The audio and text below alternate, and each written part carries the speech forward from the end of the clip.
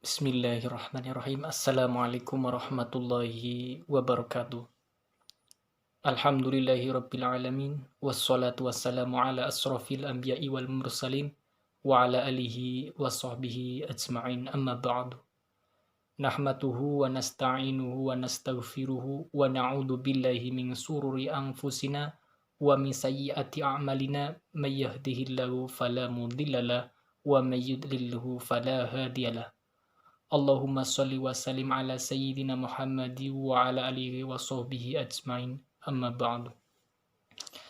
Alhamdulillahilladzi an'amana bi ni'matil iman wal islam wa nusalli wa nusallimu ala khairil anam sayyidina Muhammadi wa ala alihi wa sahbihi ajma'in amma ba'du. Saudara-saudaraku dimanapun kita berada, semoga kita selalu dalam lindungan Allah Subhanahu wa Ta'ala. Amin ya rabbal alamin. Baik, di sini saya akan menjelaskan tentang bab nikah dan makanan dan minuman yang haram dan halal. Bab nikah kita akan menjelaskan tentang hukum, syarat dan rukun pernikahan serta talak dan cara rujuknya. Serta kita akan membahas tentang bagaimana cara membentuk keluarga yang sakinah, mawaddah, dan warahmah. Serta kita akan menjelaskan tentang pernikahan yang tanpa restu dari orang tua yang mengatasnamakan cinta. Serta kita akan membahas tentang efek dari pandemi ini, banyak perselingkuhan dan perceraian. Apa saja penyebabnya. Dan yang terakhir kita akan membahas tentang poligami. Yang pertama, pengertian nikah. Pernikahan atau perkawinan menurut bahasa ialah bercampur dan berkumpul. Sedangkan menurut istilah ialah ijab dan qabul, yang menghalalkan perseteruan antara laki-laki dan perempuan yang diucapkan oleh kata-kata yang menunjukkan nikah. Allah Subhanahu wa Ta'ala berfirman, A'udzu billahi minasyaitonir rajim. Wa min kulli syai'in khalaqna zawjaini la'allakum tadhakkarun. Dan segala sesuatu kami ciptakan berpasang-pasangan supaya kamu mengingat akan kebesaran Allah Subhanahu wa Ta'ala. Hukum nikah. Hukum nikah yang pertama adalah mubah. Menurut sebagian besar ulama, hukum asal nikah adalah mubah. Artinya jika dikerjakan boleh dan ditinggalkan juga boleh. Dikerjakan mendapatkan pahala dan tidak dikerjakan tidak mendapatkan dosa. Hukum yang kedua adalah sunnah. Hukum nikah bisa menjadi sunnah apabila seseorang yang sudah mampu memberi nafkah dan berkehendak untuk menikah. Dan yang ketiga adalah wajib. Hukum nikah menjadi wajib sesuai dengan faktor dan kondisi. Contohnya seperti seseorang yang sudah mampu memberi nafkah dan takut jatuh pada perbuatan zina, maka dalam kondisi dan situasi seperti ini hukumnya wajib nikah. Yang keempat adalah makruh. Hukum nikah bisa menjadi makruh apabila seseorang yang melakukan perkawinan telah mempunyai keinginan dan hasrat yang kuat, tetapi dia belum mempunyai bekal untuk memberi nafkah tanggungannya. Contohnya seperti di Indonesia ini banyak sekali orang yang seperti itu.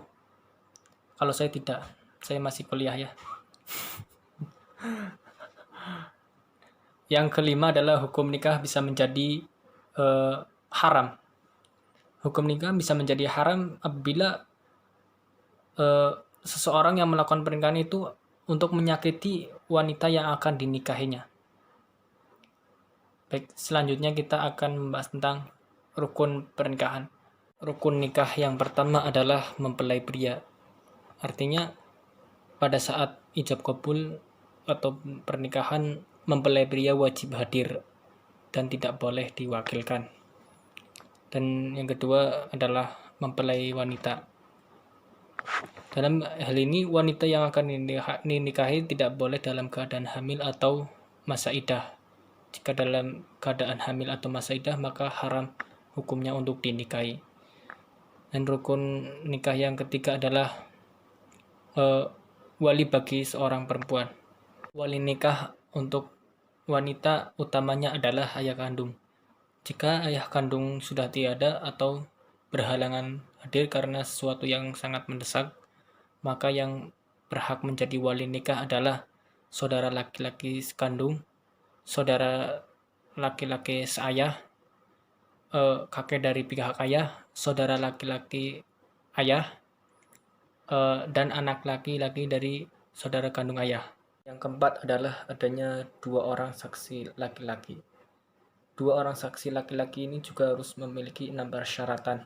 Yang pertama adalah beragama Islam, balik, berakal, merdeka, adil, dan laki-laki. Dan yang kelima adalah ijab dan qabul. Ijab dan qabul dimaknai dengan janji suci kepada Allah Subhanahu wa Ta'ala di hadapan saksi, wali, dan penghulu. Dan di saat bersamaan mempelai wanita dan laki-laki telah sah menjadi suami istri. Yang selanjutnya adalah syarat nikah. Syarat nikah yang pertama adalah beragama Islam bagi mempelai laki-laki. Artinya jika seorang muslim menikahi non-muslim dengan menggunakan ijab qabul secara Islam, maka pernikahan itu dianggap tidak sah. Dan yang kedua adalah bukan laki-laki mahram bagi calon istrinya. Artinya tidak ada hubungan darah di antara kedua mempelai. Jika ada hubungan darah, maka pernikahan itu bisa menjadi haram. Dan yang ketiga adalah tidak sedang haji. Kedua adalah talak dan cara rujuknya. Begitu suami menjatuhkan talak kepada istri, tidak otomatis mereka menjadi orang asing yang tidak suami istri. Tidak, mereka masih menjadi suami istri. Kamu saya talak, begitu kan? Maka jatuhlah talak. Tetapi setelah itu suaminya menyesal. Maka sebelum hari idahnya berakhir, suami itu bilang kepada istri, kamu saya rujuk, maka rujuklah mereka kembali. Tapi suatu hari suami itu khilaf, maka menjatuhkan talak lagi. Maka sebelum hari idahnya berakhir, suami bilang ke istri, kamu saya rujuk, maka rujuklah kembali. Batas rujuk ini hanya 2 kali seperti yang dijelaskan dalam Al-Quran. Talak rujuk, talak rujuk.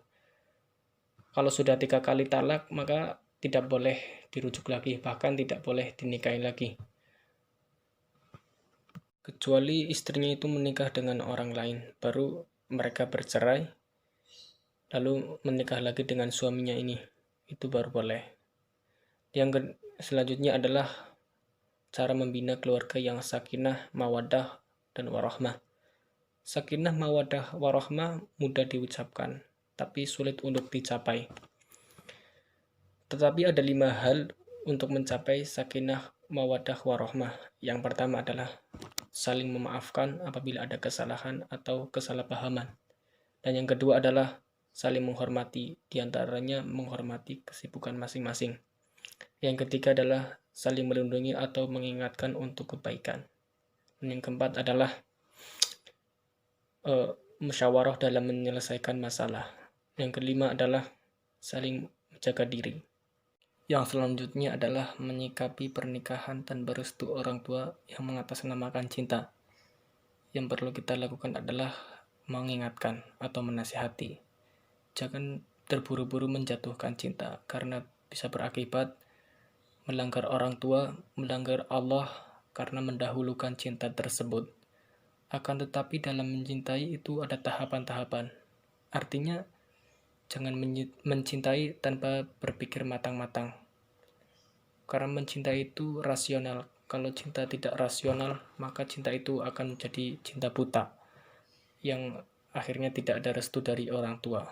Yang selanjutnya adalah efek pandemi banyak perceraian dan poligami. Bagaimana cara menyikapinya? Perceraian di masa pandemi disebabkan fakta mereka terlalu lama bersama selama karantina virus corona, yang akhirnya mereka saling melihat kekurangan pasangan mereka. Cara menyikapinya adalah yang pertama, saling komitmen untuk terima kekurangan. Yang kedua adalah saling keterbukaan dalam berkomunikasi. Itu saja. Yang selanjutnya adalah poligami. Bagaimana cara menyikapinya? Menurut saya poligami adalah suatu hal yang wajar karena dalam agama Islam diperbolehkan. Cara menyikapinya adalah jika seorang tersebut dapat berlaku adil, maka silahkan berpoligami. Maka jika seorang tersebut tidak berlaku adil, ya seharusnya tidak berpoligami. Itu saja. Kalau saya insya Allah berlaku adil. Yang selanjutnya adalah bab tentang makan dan minuman yang halal dan haram. Bab yang kedua adalah makanan dan minuman yang halal dan haram. Tentunya kita sudah tidak asing lagi mendengar kosakata halal dan haram. Pengertian halal adalah istilah dalam bahasa Arab. Dalam agama Islam, halal berarti boleh atau diizinkan, sedangkan haram kebalikannya, dilarang atau tidak diizinkan. Yang pertama adalah makanan halal. Makanan halal adalah makanan yang zat dan cara memperolehnya halal dan tidak dilarang oleh syara atau agama Islam. Contohnya seperti nasi, sayur, daging, buah, dan lain sebagainya. Sedangkan makanan haram, yang satu lagi tadi, bangkai ikan dan belalang. Sedangkan makanan haram adalah makanan yang zat dan cara memperolehnya tidak halal atau dilarang oleh syara atau agama Islam. Contohnya seperti makanan mencuri, bangkai dan binatang yang mati dengan sendirinya, kecuali tadi itu bangkai belalang dan ikan. Yang ketiga adalah minuman yang halal. Minuman yang halal adalah minuman yang bab yang kedua adalah makanan dan minuman yang halal dan haram. Tentunya kita sudah tidak asing lagi mendengar kosakata halal dan haram. Pengertian halal. Halal adalah istilah dalam bahasa Arab. Dalam agama Islam artinya diizinkan atau boleh. Sedangkan haram adalah kebalikannya, tidak diizinkan atau dilarang. Yang pertama adalah makanan yang halal. Makanan yang zat dan cara memperolehnya halal dan diizinkan oleh syara atau agama Islam. Contohnya seperti nasi, sayur, buah, daging, dan lain sebagainya. Dan bangkai ikan dan bangkai belalang. Yang kedua adalah makanan yang haram. Makanan yang haram adalah makanan yang zat dan cara memperolehnya tidak halal atau dilarang oleh syara. Contohnya seperti makanan mencuri, binatang dan bangkai binatang yang mati dengan sendirinya kecuali tadi itu, bangkai ikan dan bangkai belalang, daging babi, dan lain sebagainya. Yang ketiga adalah minuman yang halal. Minuman yang halal adalah minuman yang diizinkan oleh syara atau agama Islam. Contohnya seperti susu, kopi, dan lain sebagainya. Dan yang keempat adalah minuman yang haram. Minuman yang haram adalah minuman yang memabukkan dan dilarang oleh agama. Contohnya seperti khamar, bir, dan lain-lain sebagainya yang memabukkan.